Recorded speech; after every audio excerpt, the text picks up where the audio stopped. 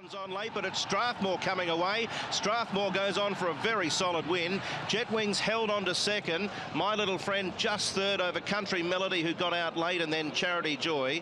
Next was Go Baby Go from... Chad, tell me, your dad, what advice did he give you about racing in Hong Kong? He must have given you some advice. Yeah, he has. Prior to when I left Australia, I spent a week in Sydney, and yeah, we had lots of long talks about what it's like here, you know, the track work side of things and the races and the rail placements on both Happy Valley and Sha Tin, and also the rating system. He's given me a lot of advice, the best way to manage your bookings for the races, and yeah, he's been very helpful. Obviously, he was very successful over here. I think in his first season he finished third on the premiership, so he did very well over here, and it was good to get that insight off him. So what do you think was the best piece of advice he gave you? If you had to pick one, what would it be? Probably the rating system, and explaining to me, you know, how important it is, how much a horse can improve, jump out the ground when he drops in class, and all that kind of thing. So it was very interesting.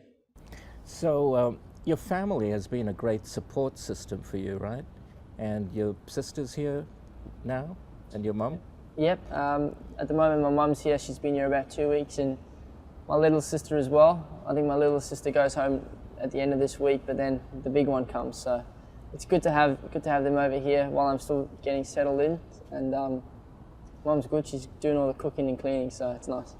When you said the big one's coming soon, you looked a little horrified. Does it scare you? Yeah, she's keeps me on my toes, that's for sure. No, Whitney, she's really good. I'm very close to her. She's loves to go racing as well, so I'm sure she'll come support me at Sha Tin on the weekend. How does she keep you on your toes? Well, she makes sure I'm always, you know, on the straight and narrow, and she's like my dad, really. She makes sure I'm always doing the right thing and well dressed and all that kind of stuff. You're not hanging out with Georgie Moore, are you? No, not, of course not. Okay, he's not leading you astray. No, not yet. Okay. The other person I heard who helped you a lot is an old friend of mine, BT, Brent Thompson. Can you tell us a bit about that? Yes, he's been my mentor back in Melbourne. Obviously, through both our connections with the Hayes Stable in Lindsay Park, BT helped me mostly through my bad suspension runs, and we'd catch up for coffee a number of times, and he'd give me advice and talk to me and try and help me through it, and he definitely did. A few golf games together as well. He enjoys his golf, as do I. But he's fantastic. He's a true gentleman. Well, you couldn't get a better mentor than BT, could you? No, he's a great man. And about your suspensions that you had, so you put up a poster of Terry Bailey in your bedroom?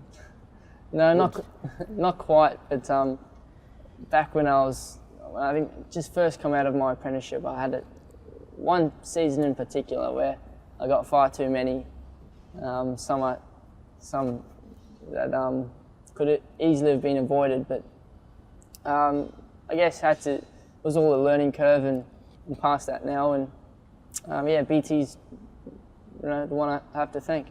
What did you learn from those suspensions, if anything?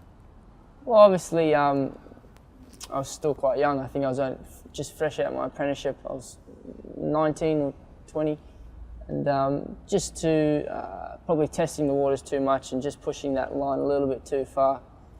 A couple of them were quite lengthy ones too, and it's definitely not ideal when you get those long ones during Spring Carnival, which is where I got mine, because you miss out on so much. And no, like I said, that's all past me now, and I have to look forward.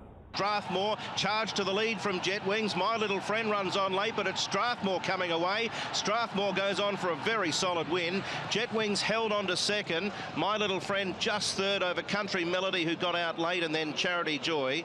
Next was Go Baby Go from Disciples 12. Lovely to Lovely Carga Force Weekend, along with Victorious, who was always... What do you remember about Hong Kong from when you were here last? Yeah, I can remember a fair bit. It's been a long time. Actually, I came and visited my Uncle Jeff when he rode. It was probably about 4 years ago. So had a little visit in between my time when I lived here, but I can remember a fair amount.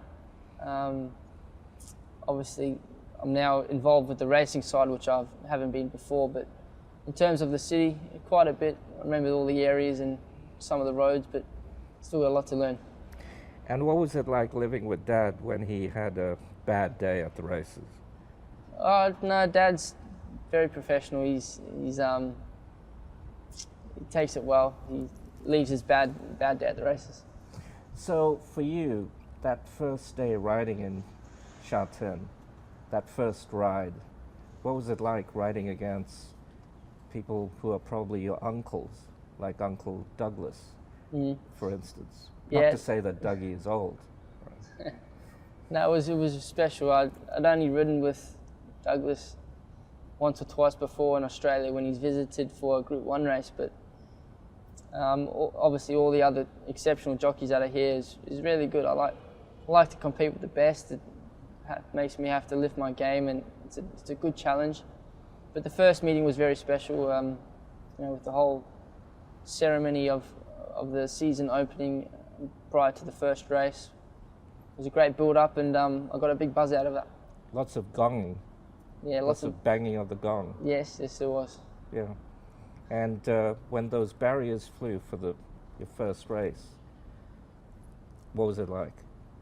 Yeah, it was good. I was only on a long shot in my first ride and finished midfield, but it was good. It was very hot that day. It was, and I had 10 rides, so I was pretty non-stop throughout the day, but thoroughly enjoyed it. Learned what my first taste of what Hong Kong's like. And when you rode that first winner, I mean, it'll be silly to ask how you felt because you felt ecstatic, but can you take us through the run? Yeah, well, obviously he's a very nice horse, but he'd never run over 1,000 metres before, and I trialled and galloped the horse prior to the race, and I was very confident he'd run very well, but my only worry was whether the 1,000 would be too short and if he'd be able to keep up early. But as soon as the gates opened, he jumped very quickly, he travelled, and he was always going to win. Travelled just behind the speed, and when I let him go, he rounded the leaders up very comfortably, and when he hit the front, still quite green, he wanted to look around and wonder, but it was actually quite soft in the end. Do you think there's a bias with the outside barrier? Because I didn't think you took him onto the outside. You came sort of in the middle, didn't you? Yeah, well, I drew barrier 5 and came across with Go Baby Go, and I ended up with cover, and then obviously because I was going so well, I had to improve, and my only option was from that barrier to come around and back towards the inside, but I was going that well. I think I could have won wherever I was. And then after Sha Tin, a few days later, you won at Happy Valley. What's the difference between the two tracks? Yeah, well, that was my first ever spin around the track here at Happy Valley. Completely different to Sha Tin. Sha Tin's a lovely, big, spacious track, and Happy Valley obviously is very tight and quick. But my first meeting at Happy Valley, I had 6 rides. It was good to get a win in one of them. Yung Sing drew barrier 1, travelled midfield, and I was able to get off the fence and get going around the turn, and he was pretty strong to the line, so it was a good win. They backed it for a stack. Yeah, I believe so. I heard that its odds came crashing in late, so it was good to know the punters had a bit of faith in me. And riding against people like Zach and Dougie and Callan, Moreira, what do you feel? What are you learning? Are you learning anything? Oh, of course. I mean, they're the best in the world, and just to be, competing with them is great. And I guess now I have to prove that I can match it with them, and hopefully the winners can keep coming, and I can just keep riding well, and do well in my stint in Hong Kong. How do they treat you at track work and stuff? Does Zach give you advice? He gives everyone advice. Yeah, no, they're all a great bunch of blokes. They've all been very helpful, Zach especially. They've all been helpful and pretty upfront in their advice. They've all tried to help me, which is great. So, is Callan trying to take rides off you?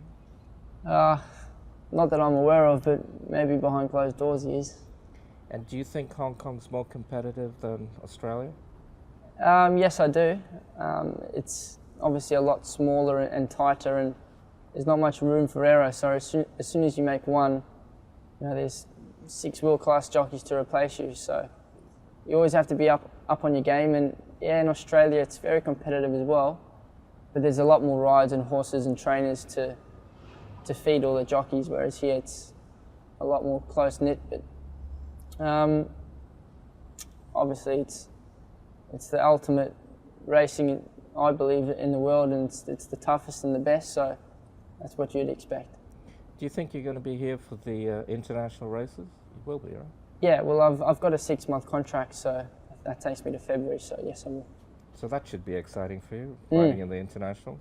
Yeah, hopefully I can get some rides in the future races and get amongst it.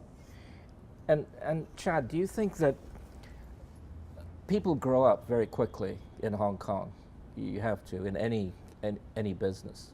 Do you think you'll have to grow up quite quickly and understand how the way the local owners work, and you're only as good as your last win, right?